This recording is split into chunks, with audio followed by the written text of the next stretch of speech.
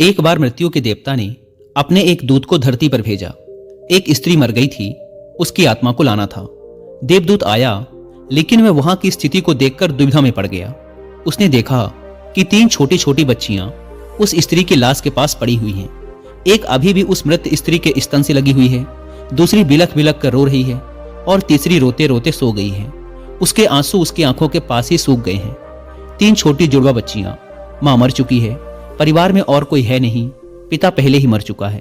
इनका क्या होगा, कौन इन्हें संभालेगा? यह सोचकर देवदूत को बहुत दुख हुआ।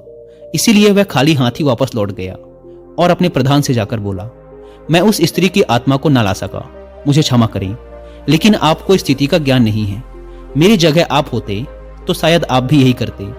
उस स्त्री की 3 छोटी छोटी जुड़वा बच्चियां हैं, एक अभी भी उसके स्तन से लगी हुई है, दूसरी रोते रोते सो गई है और तीसरी चीख चीख कर रो रही है। परिवार में उन्हें संभालने वाला और कोई नहीं है। ऐसी स्थिति को देखकर मेरा दिल उस स्त्री को ना ला सका। क्या ऐसा नहीं हो सकता कि उस स्त्री को कुछ समय और दे दिया जाए ताकि बच्चियां थोड़ी और बड़ी हो जाएं? यह सब सुनकर मृत्यु का देवता जोर से हंसा और बोला, तो तू ज्यादा समझदार हो गया है। उस परमात्मा से भी जिसकी मर्जी से जीवन मिलता है और जिसकी मर्जी से मृत्यु।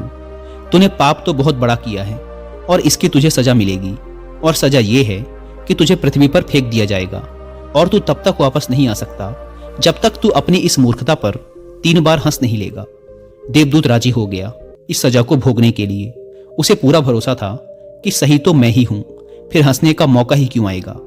देवदूत को जमीन पर फेंक दिया गया। ठंड का मौसम था। वह एक सड़क के किनारे नग्न अवस्था में पड़ा हुआ था। उसी समय एक चमार वहां से गुजरा। वह कुछ पैसों की व्यवस्था करके ठंड के मौसम में अपने बच्चों के लिए गर्म कपड़े और कंबल लेने बाजार जा रहा था। रास्ते में उसने एक नग्न व्यक्ति को ठंड में ठिठुरते देखा तो उसे उस व्यक्ति पर दया आ गई। उसने अपने बच्चों के लिए गर्म कपड़े और कंबल लेने के बजाय उस नग्न देवदूत के लिए कपड़े और कंबल खरीद लिए। उस नग्न व्यक्ति ने कहा, मेरा कोई घर परिवार नहीं है और ना ही रहने की व्यवस्था है। इस भयानक ठंड में मैं क्या करूंगा? चमार ने कहा, तू चिंता मत कर, तू मेरे साथ मेरे घर में रहना, लेकिन ध्यान रखना, मैं अपने बच्चों और पत्नी के कपड़ों के लिए जो पैसे लाया था उससे मैंने तेरे लिए कंबल और कपड़े खरीद लिए हैं और अब तुझे घर भी ले जा रहा हूं। इसीलिए मेरी पत्नी गुस्सा जरूर होगी और शायद भला बुरा भी कहेगी, लेकिन तू परेशान मत होना, कुछ दिनों में सब कुछ ठीक हो जाएगा। उस देवदूत को लेकर चमार घर पहुंचा। अब ना तो चमार को पता था कि जिसे वो ले जा रहा है वो देवदूत है, और ना ही पत्नी को पता था कि जो आया है वो देवदूत है, जिसके आते ही घर में खुशियों की बाढ़ आ जाएगी। जैसे ही चमार देवदूत को लेकर घर पहुंचा और पत्नी को सारी घटना बताई, पत्नी तो गुस्से से आग बबूला हो गई। वह चमार पर बरस पड़ी। बहुत भला बुरा कहा उसने, बहुत चीखी चिल्लाई। उस दिन देवदूत पहली बार हंसा।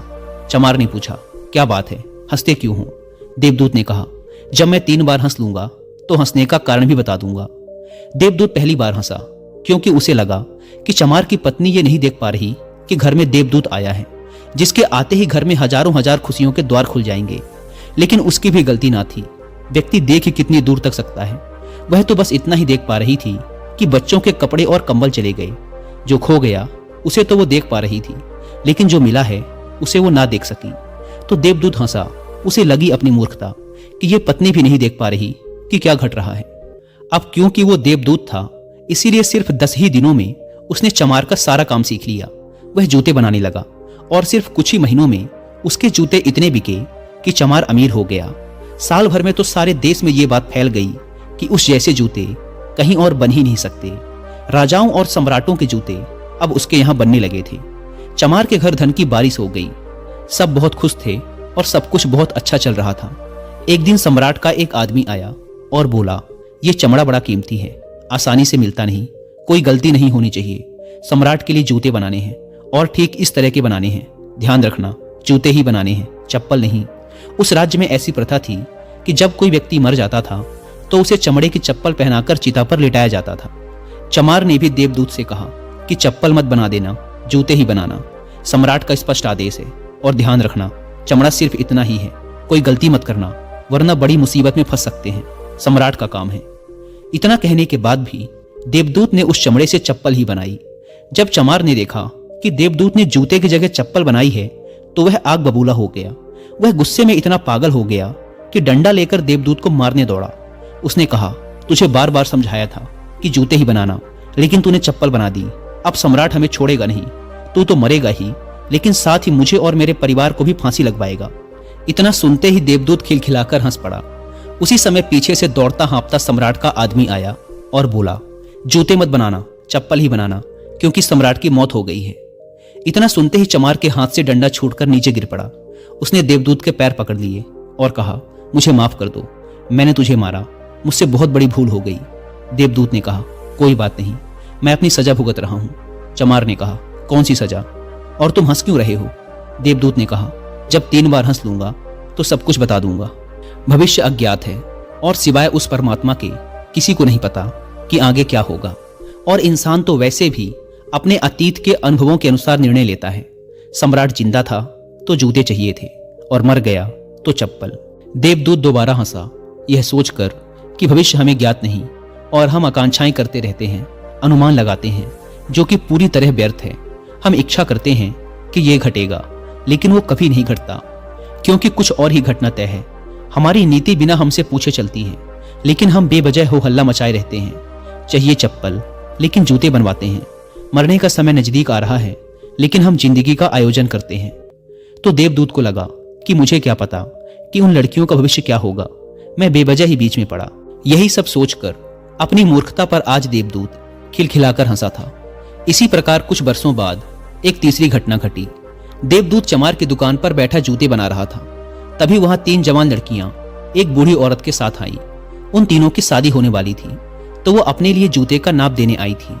देवदूत उन्हें देखते ही पहचान गया कि ये वही तीनों लड़कियां हैं जिन्हें वो उनकी मृत मां के पास छोड़कर आया था, जिनके कारण आज वो ये सजा भुगत रहा है।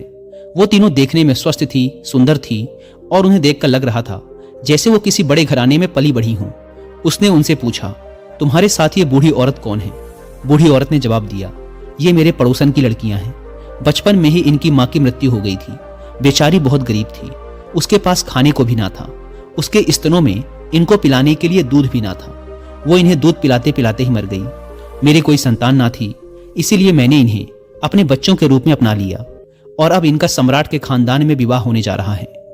देवदूत ने सोचा, अगर इनकी मां जिंदा होती तो ये तीनों बच्चियां भयानक गरीबी, भूखमरी और दरिद्रता में बड़ी होती, पर क्योंकि मां मर गई, इसीलिए इनका लालन पालन इतने धनी परिवार में हुआ, और अब इस बूढ़ी औरत की सारी धन दौलत की यही तीनों मालकिन हैं। उस दिन देवदूत अपनी मूर्खता पर तीसरी बार हंसा। उसने उन तीनों लड़कियों के लिए अब तक के सबसे शानदार जूते बनाए और चमार से आकर सारी बात कह सुनाई कि ये 3 कारण थे मेरे हंसने के। मेरी गलती थी जिसकी मुझे सजा मिली। अब मैं समझ गया हूं कि नियति सबसे बड़ी है, और हम सिर्फ उतना ही देख पाते हैं जितना हम देख सकते हैं, और जो हम नहीं देख सकते वो बहुत बड़ा और विशाल है, और जो हम देख सकते हैं उससे हम उस बात का सटीक अंदाजा नहीं लगा सकते जो घटित होने वाला है। मैं अपनी मूर्खता पर 3 बार हंस चुका हूं। मेरा दंड पूरा हुआ, इसलिए अब मैं चलता हूं। और देवदूत वहां से चला गया। दोस्तों, इस कहानी से सीखने वाली बात यह है कि आज घटी घटनाओं को देखकर हम इस बात का अनुमान नहीं लगा सकते कि यह घटना हमारे लिए अच्छी है या बुरी। इसका उत्तर तो भविष्य की गर्त में ही छुपा है। इसलिए हर घटना पर अच्छी या बुरी की प्रतिक्रिया देना व्यर्थ है। हमें बस जो हो रहा है उसका साक्षी बनने का प्रयास करना चाहिए। गौतम बुद्ध भी अपने उपदेशों में यही कहते हैं कि ना तो अतीत के लिए पश्चाताप करो और ना ही भविष्य की चिंता। बस आज में जियो, इस पल में जियो, और इसी के साथ एक हो जाओ। बस यही एकमात्र तरीका है खुद को उन सभी चिंताओं से मुक्त रखने का जिनका परिणाम तुम्हारे बस में है ही नहीं।